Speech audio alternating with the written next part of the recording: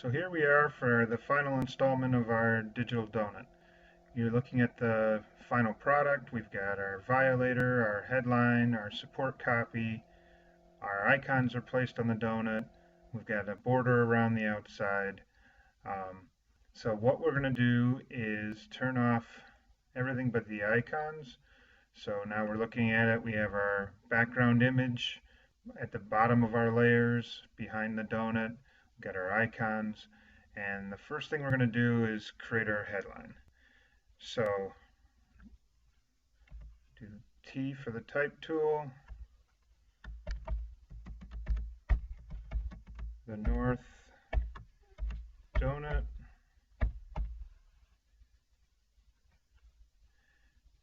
select to get out of that. Now I'm going to bring it down a little bit. Type tool, I want to click at the beginning of the type and drag across.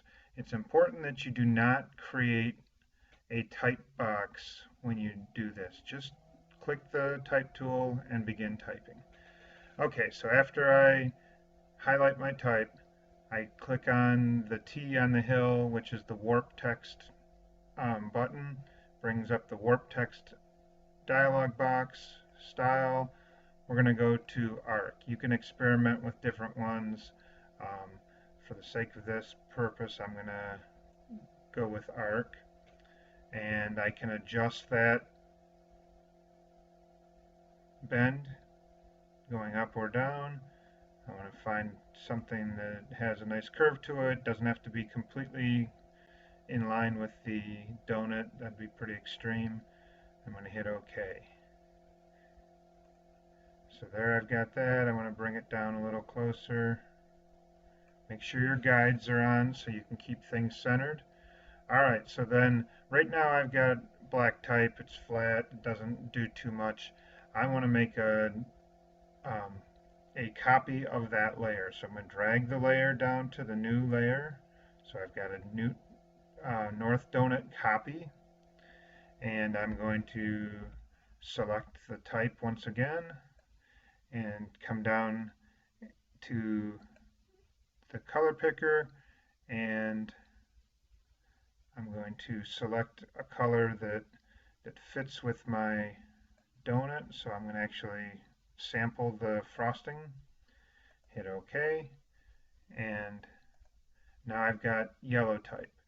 What I really have is yellow type on one layer, black on another.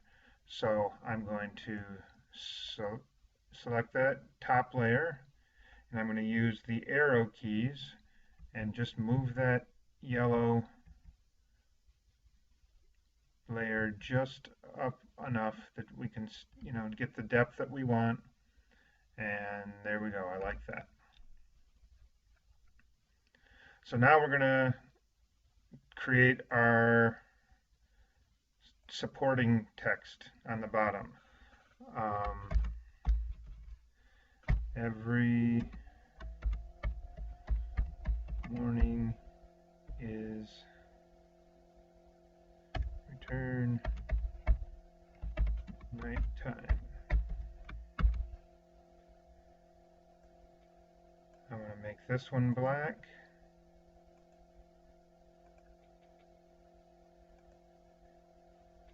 I'm going to do the same exact thing. I'm going to,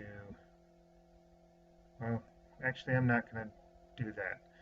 I don't want to duplicate it and then have to change both of them. So I'm going to warp text this layer right now without duplicating, and then I'll duplicate the effect that I create.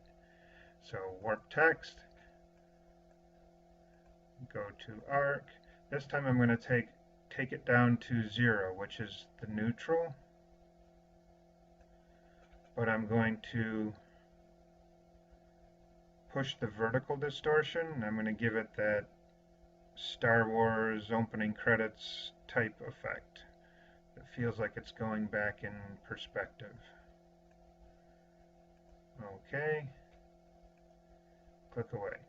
Now I'm going to create my duplicate layer.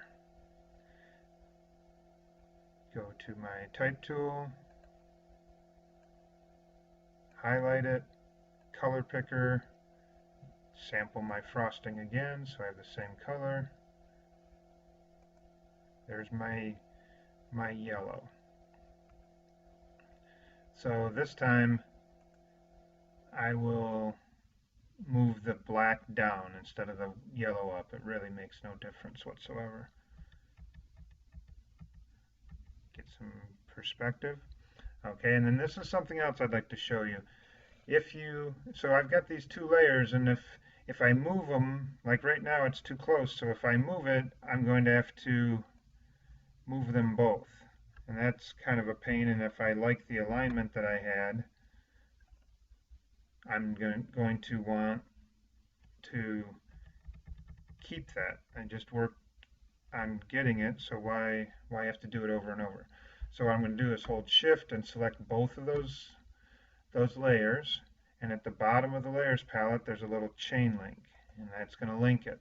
So now whenever I select one, I'm actually selecting both, and I can move them both together, and that helps me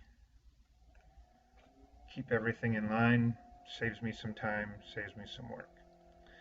Here's another thing with the layers palette that I'd like to show you, a little shortcut. So if I hover over something and I right click, it brings up this little window and it tells me what's on that layer if I drilled a hole right straight through. So it shows me that there's the icons folder and layer 8 copy.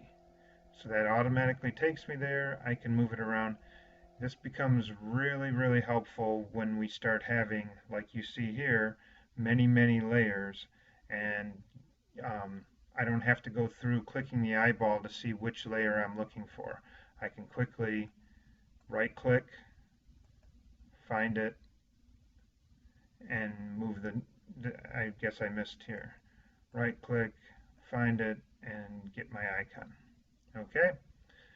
Alright, so we've got our type and we've got our headline and our support copy. So now we're going to go to Illustrator. So here we are in Illustrator. We have a blank 8.5 by 11 document. First thing I'm going to do, we're going to make our violator. So the easiest way to make a star is with the star tool. So you come in and you've got your rectangle tool, click, hold, you can find the star. I'm going to click once. You can change how many points you want. 16, 17, I'm going to go with 15 point star. I'm going to hit OK, and here I have my star. I want to fill that with yellow, and so now I've got a black stroke and I've got a yellow fill. I want to stretch that out. Okay, but this is just a perfect circle star, and I'm going to need a little bit more space, I think, so I'm just going to stretch it out. So you can do that with the selection tool. You can just stretch it, make it work for you. Alright, and now I'm going to add my type. So I hit the type tool, and I'm going to type in new. Place that in, adjust the size so it fits.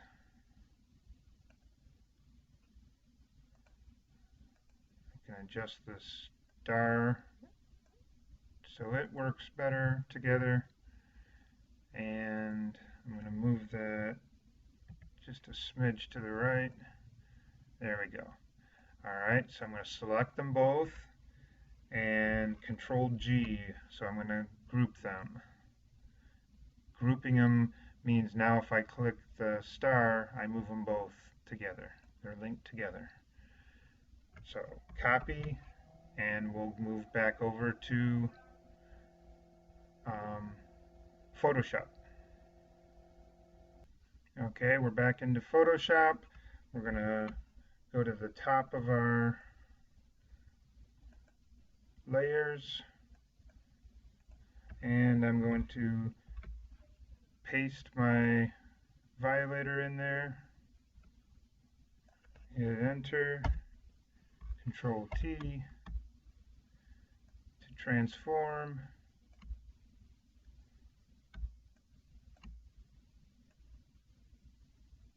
and it can even go off the page a little bit. Alright, so we've got that. Now I want to create a border around here, just to kind of contain everything. So I'm going to go back to Illustrator again. Okay, so back in Illustrator, we are going to create a border. The easiest way to do that is to use the rectangle tool. I'm going to actually click this so that I have my yellow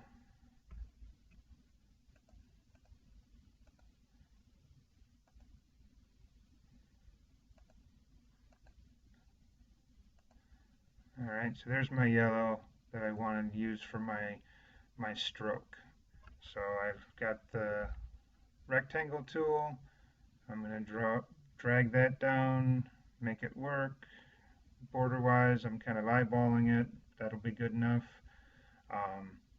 And then I want to go to my stroke and increase that to, say, 4. Maybe, yeah, 4 ought to be fine. And copy it and go back to Photoshop. Back in Photoshop, I'm going to paste my border. So here we go. We're placed. Hit enter. Alright, the one thing I notice is it's on top of my violator, and I don't want that.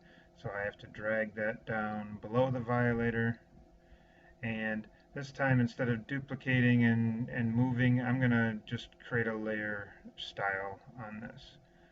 So I'm going to drop shadow,